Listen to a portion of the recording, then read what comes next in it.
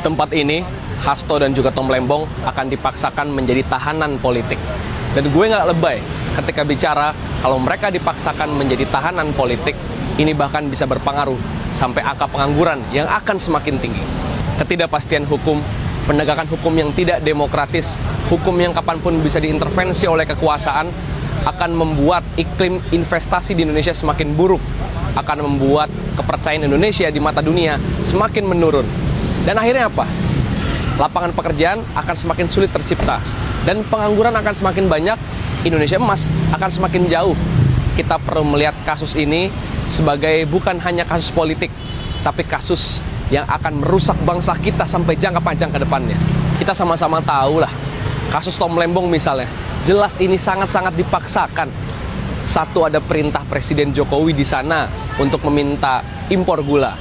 Kedua, nggak satu pun rupiah masuk ke dalam kantongnya Tom Lembong. Ketiga, mitra swasta yang ditunjuk adalah pilihannya BUMN. Keempat, menteri-menteri sebelum dan setelah Tom Lembong bahkan melakukan impor yang lebih besar.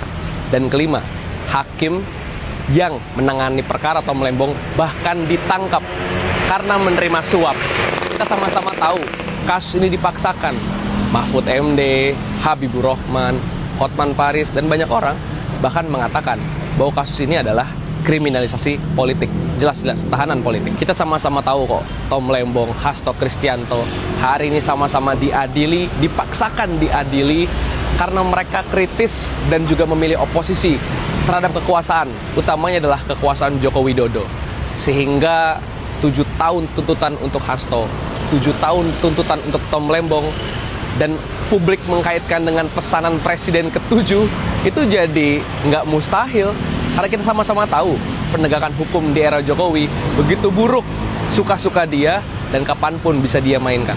Kalau di luar negeri, contohnya Turki, ketika tokoh oposisi lawannya Erdogan itu dipaksakan ditangkap, publik Turki langsung turun ke jalan. Karena ini bukan perkara membela 1-2 orang, ini membela demokrasi yang kapanpun kita semua bisa menjadi korban berikutnya. Bebaskan Tom Lembong, Hasto tahanan politik, dan selamatkan demokrasi kita.